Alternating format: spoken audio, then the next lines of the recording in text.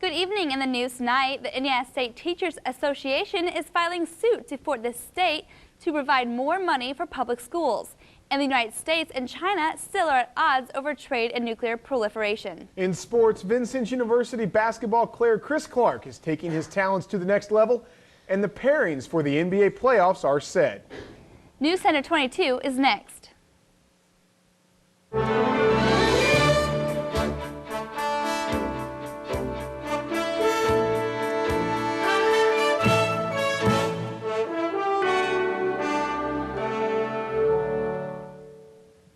The Indiana State Teachers Association is filing a suit charging that Indiana is violating its constitution by failing to provide enough money for all children to have a fair chance to learn.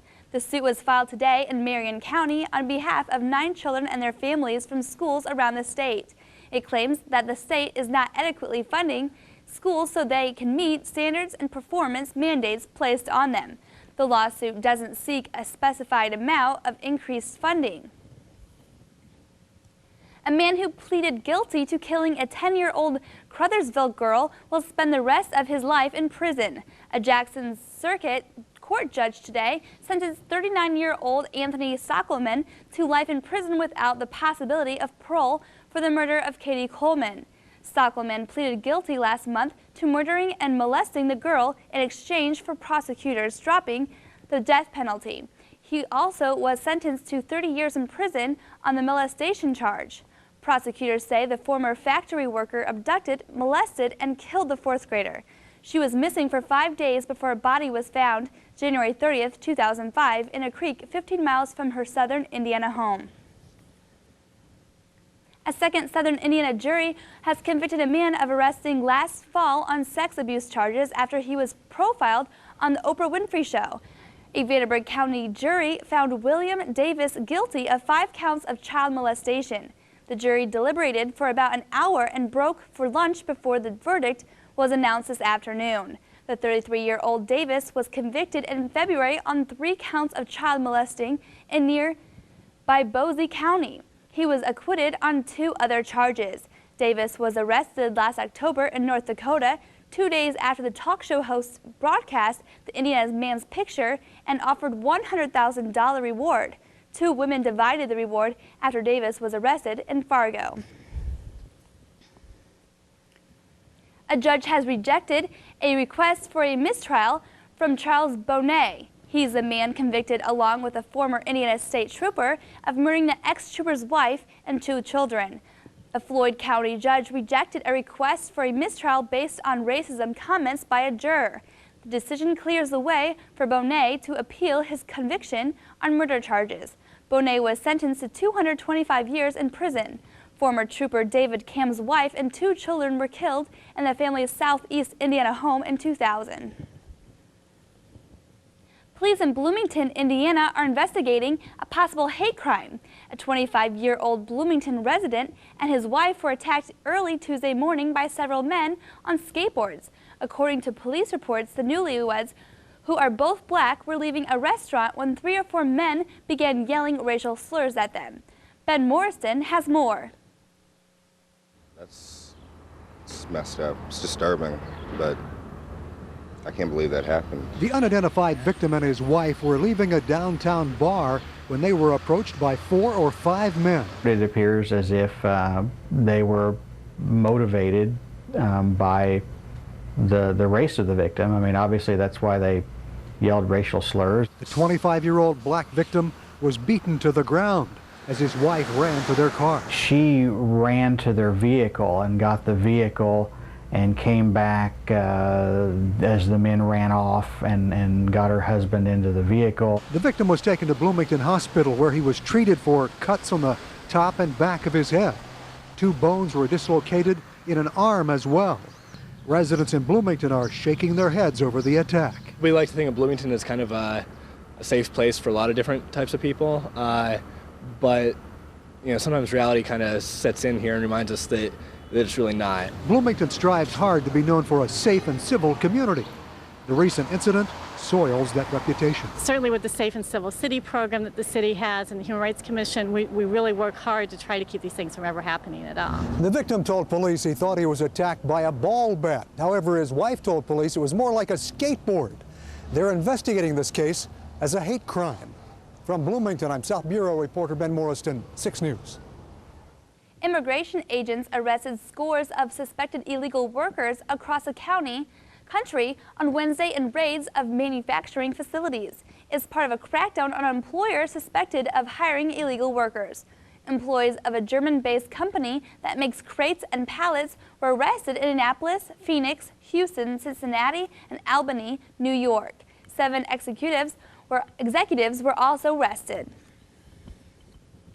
A car dealer, a tanning shop owner, a liquor store operator, and a former sandwich shop owner are among 7 business owners charged with failing to pay Indiana $675,000 in taxes since 2001. Marion County Prosecutor Carl Brizzi is charging with 7 individuals from around the state with tax evasion.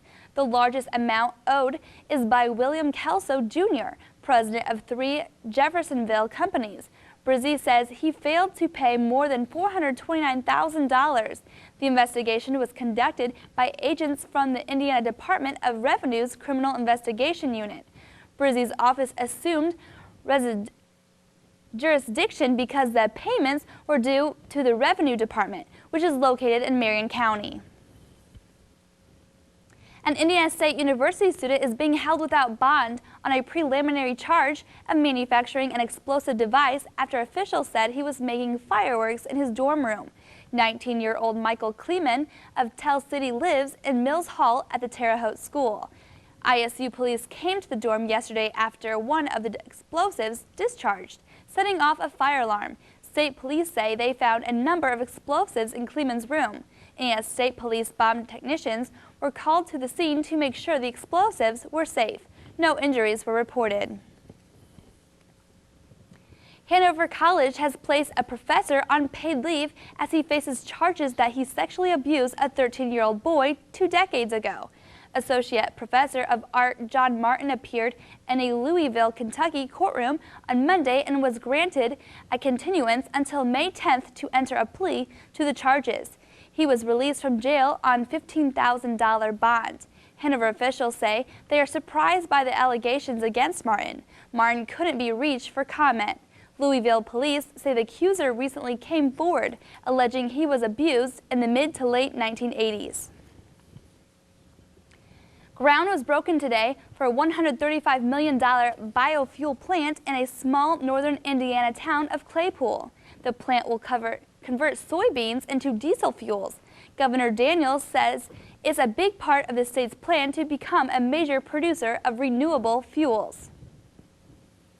Still to come on Newscenter 22, no breakthroughs today during a meeting between President Bush and Chinese President Hu Jintao. And Attorney General Alberto Gonzalez is laid out his plan to fight child pornography today. Stay with us.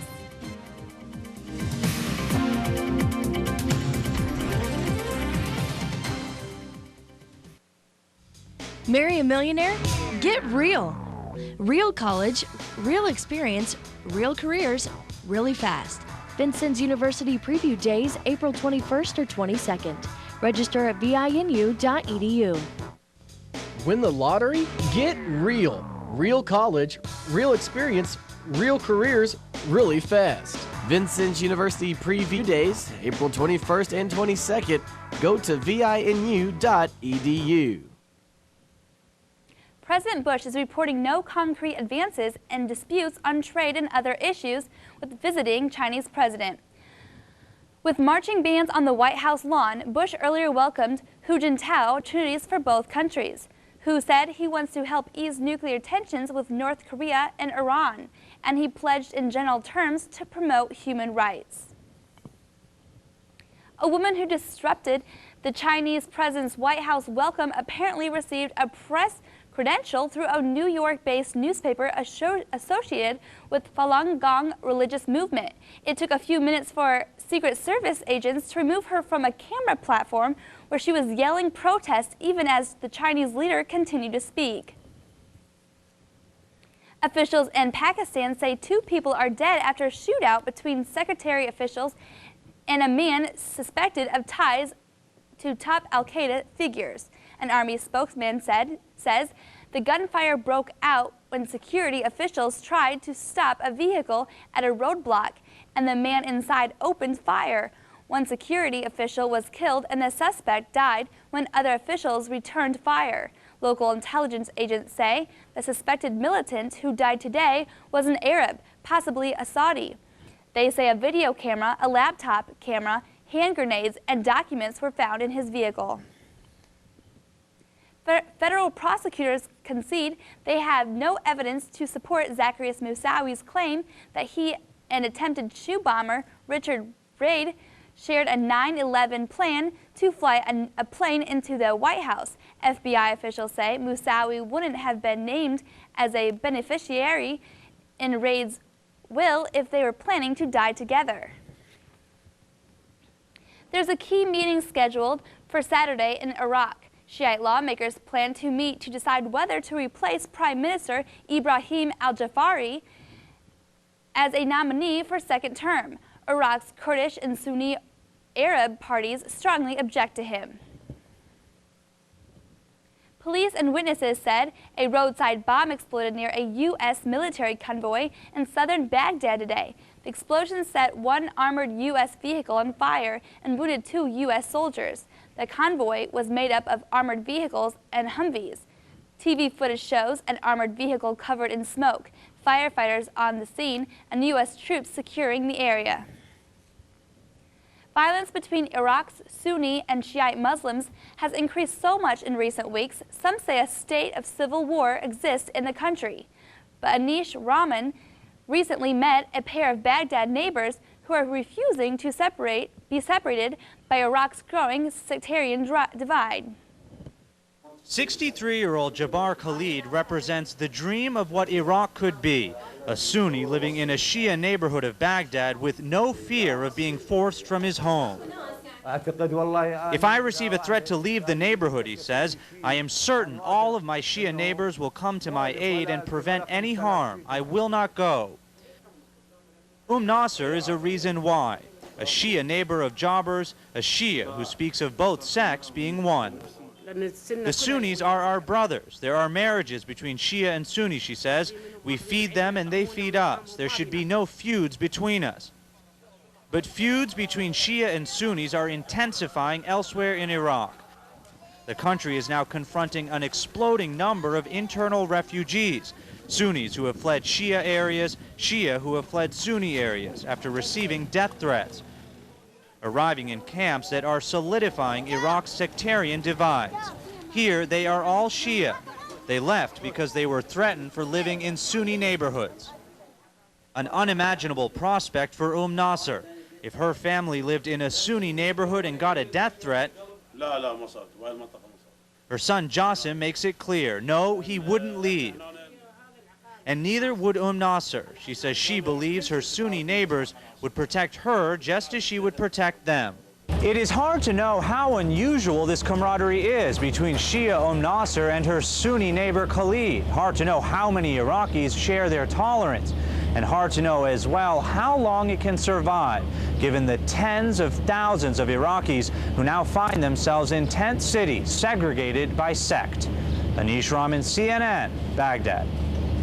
Attorney General Alberto Gonzales is laying out his plan to fight child pornography. He spoke at the National Center for Missing and Exploited Children. Gonzales referred to child pornography as an epidemic. He said if America does not face and crack down the problem, it will be the parole of the children.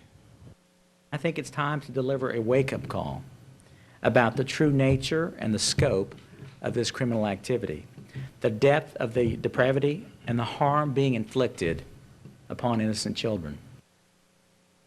Gonzales also unveiled a new legislative package aimed at helping combat child porn. Mourners are trying to set aside the horror of Jamie Rose Boland's death and remembering instead a friendly little girl who liked to sing and watch movies. The pastor of a church in Purcell, Oklahoma, suggested that heaven needed another rose to add to its bouquet.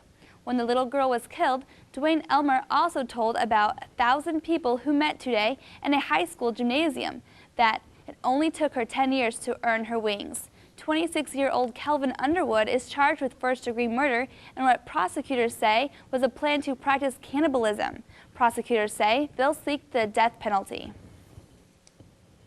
For a moment this morning, the price of oil hit another record high. Then came the announcement that the biggest trading has slid below yesterday's record cost of just over $72 a barrel.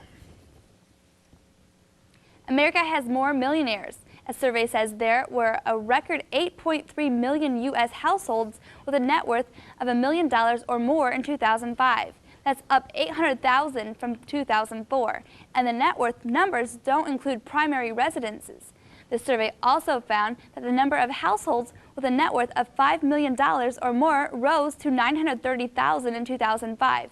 The report, Affluent Market Insights 2006, was released by the Spectrum Group, a Chicago-based consulting firm specializing in affluent and retirement markets. Spectrum's managing director says solid improvement in the stock market was clearly one reason for the higher net worth numbers.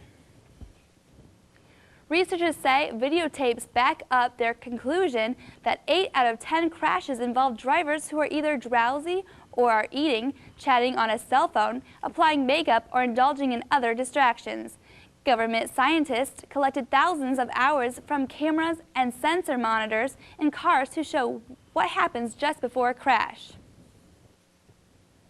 Japanese adults can't get enough satisfaction, and Austria's mojo is working.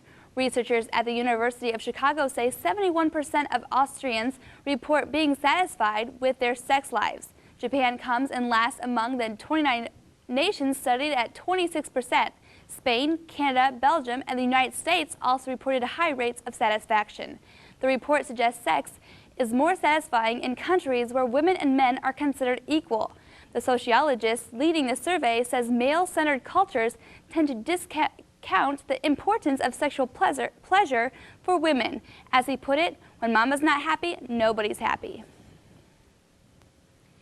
Road crews in the northwestern plains have managed to clear enough snow and ice that a 100-mile stretch of Interstate 90 is open again, but thousands of people in the Dakotas are still without power. Crews say it may be tomorrow before they restore lights and heat to entire towns in North Dakota. A utility worker is among 4 people whose deaths are blamed on the blizzard, with drifts piled up as deep as 5 feet. Ranchers are fighting to save spring-born livestock that aren't yet strong enough or tall enough to weather the deep snow and bitter cold. Still to come on Newscenter 22, Kurt Maddox checks out the latest weather for the Wabash Valley. Stay with us.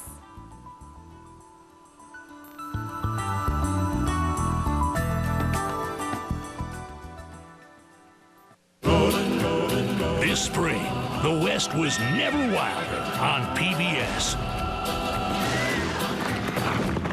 Join us as we celebrate the men and women who helped to tame the wild frontier.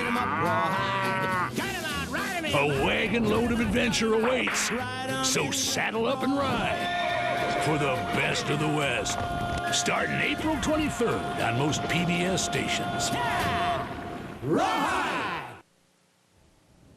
Well, Kurt, I'm getting kind of bored with all this rain. Yes, we had some rain earlier and currently, and we can expect some tomorrow, but there's clear skies projected for the weekend. Good evening, everyone. As we take a look outside, we can see a little bit of that rain as we look out west towards Illinois. It's currently cloudy and 71 degrees with wind at south-southeast at 4 miles per hour. Humidity is at 65%, and the barometric pressure is 29.92 and rising. Some area temperatures, Washington, Indiana is currently checking in raining at 78. Midland, Indiana is cloudy at 77, Bloomfield cloudy at 79, and Albion, Illinois is cloudy at 77. Our national temps maps will show that most of the East Coast has warmed up into the 80s, and those 80s stretch all the way up into Atlantic City, New Jersey, where they check in at 80 degrees. Most of the Midwest are in the high 60s to low 70s, and that's going to stay current over the weekend. Now up in the north and northwest, those cold temperatures that we had yesterday around freezing are warmed up just a little bit. You can see the cold spot right now is Pierre, South Dakota at 47. Currently, we only have one 90-degree mark down in Brownsville, Texas, but just northwest of there in Lubbock, Texas, it's currently 55. Some other warm spots around the nation are Tampa and Miami checking in at 87. Our frontal map will show we have 3 shower systems over the nation, currently over Texas, over us right now, and up in Minnesota. The system over us should sweep down into Alabama and Mississippi, but this system over Minnesota will come down and affect us tomorrow, where we have a 60% chance of rain into tomorrow afternoon and tomorrow evening.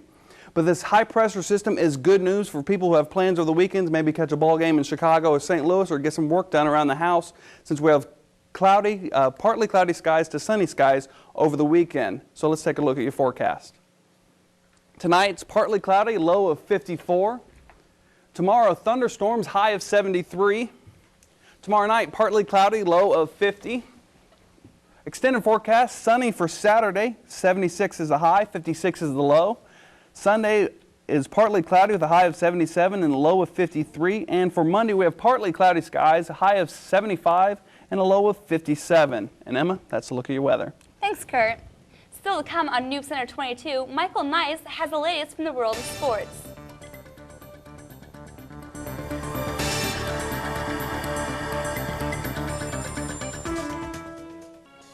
Tune in to WVUT this Thursday night. At 7 on This Old House, rain doesn't stop preliminary exterior work as trees are cleared and excavation for the new foundation has been completed. Stay tuned for Antiques Roadshow at 8. Then at 9, California and the American Dream rebuilds a neighborhood in San Diego with the help of a philanthropist and a real estate developer. Included, what is gained and lost through improvements. Thursday night on WVUT.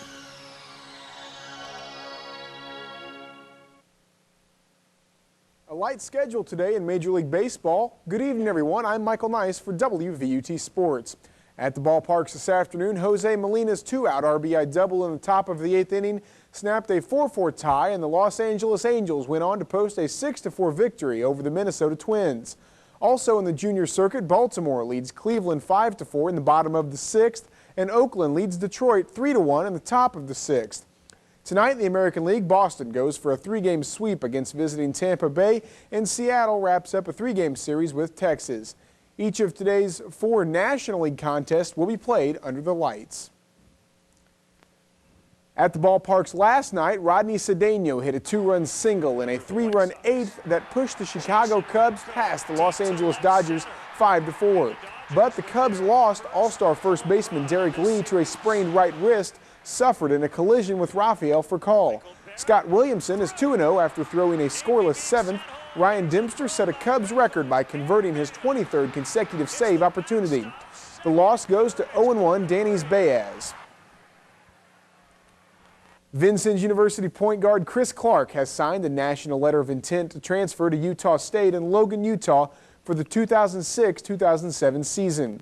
Clark played in 32 games for the Trailblazers this past season, averaging 9 points per game and 5.9 assists. Clark was also recruited by Tennessee Chattanooga, Coastal Carolina, Northern Iowa, Ball State, and Eastern Illinois before deciding on Utah State. The Aggies posted a 23-9 season record, including a 75-61 loss to Washington in the first round of the NCAA tournament. The Indiana Pacers have nailed down the 6th seed in the Eastern Conference playoffs by downing Orlando 89-83. Jermaine O'Neal had 24 points, 13 rebounds, and 6 blocks in the Pacers' 5th victory in 6 games. Steven Jackson added 22 points for the Pacers, who finished 41-41 to avoid their first losing season in 9 years. Ray Allen set a single Seattle's 109-98 win over Denver. Allen shot 7 for 13 from three-point range to finish the season with 269, topping the previous mark of 267 set by Dennis Scott in 1996. He hit 5 threes while the Sonics were building a 35-20 lead in the first quarter. The Sonics completed a 35-47 season. Kobe Bryant scored 27 of his 35 points in the first half as the Los Angeles Lakers clobbered the New Orleans Hornets 115-95. Bryant wrapped up his first NBA scoring title, averaging 35.4 points a game. Bryant's average is the 8th highest in league history and the best since Michael Jordan averaged 37.1 in 1987. LA will open the conference quarterfinals against Phoenix. 16 teams are still in contention on this day after the end of the regular season. The playoff matchups were set last night. The basketball postseason begins Saturday. In the Eastern Conference, Washington will be at Cleveland and Chicago will travel to Miami. On Sunday, Indiana is at New Jersey and Detroit will host Milwaukee. In the Western Conference, the best of 7 first-round play-on Saturday will be San Antonio, home to Sacramento, and Denver at the Los Angeles Clippers. On Sunday, Phoenix will host the LA Lakers and Dallas entertains Memphis. Gonzaga's Adam Morrison says he's skipping his senior year to enter the NBA draft. At a news conference yesterday, Morrison thanked his coach, the university, and Gonzaga fans. Coach Mark Few congratulated Morrison and thanked him for his exciting play.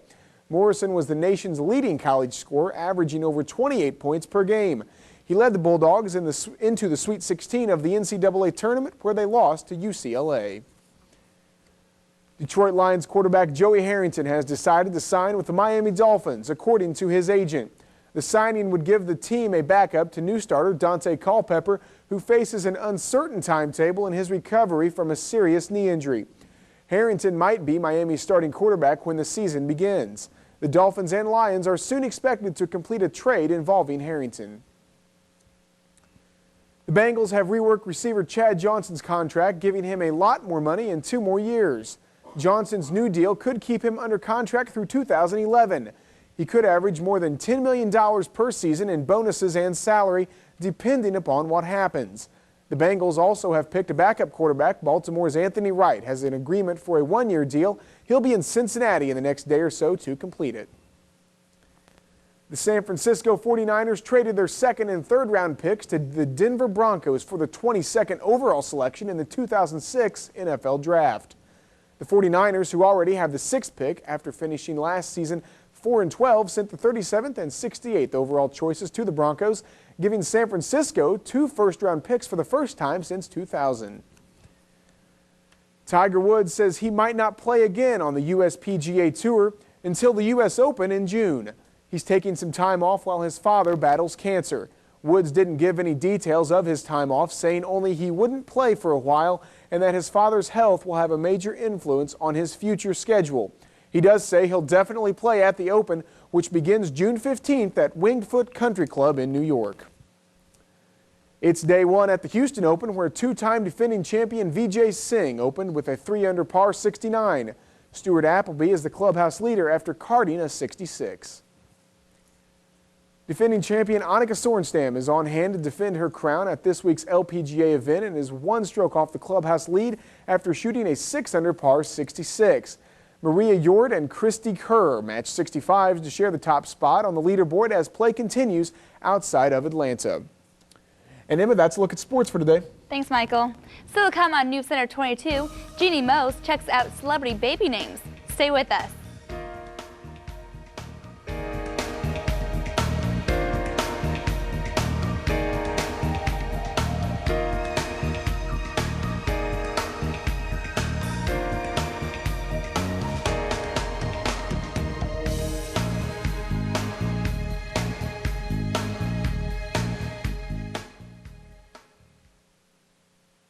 We saw our community was fighting for its survival.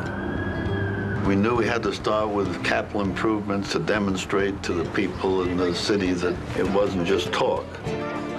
Yeah, they're making it better, but who are they kicking out of this neighborhood?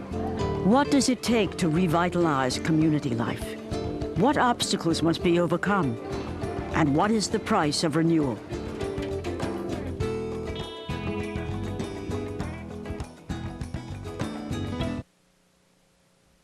Tom Cruise and Katie Holmes picked a name with multiple meanings in multiple languages for their new baby born Tuesday.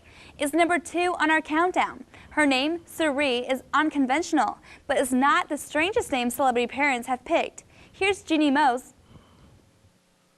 At least after all those public displays of affection, they have something to show for it. Tom plus Katie equals Tomcat. And a Tomcat baby equals a Tom kitten. Parents smitten with their Tom kitten named her Suri, a name that means princess in Hebrew and red rose in Persian. But in Japanese, Apparently it means pickpocket in Japanese. Really? So you have a red rose Persian princess who pickpockets. It could be worse. The star of My Name is Earl named his kid Pilot Inspector. Rachel Griffiths from 6 Feet Under named hers Banjo. And Penn from Penn and Teller named his Moxie Crime Fighter. I think the parents do. From the U.S. Department of Education.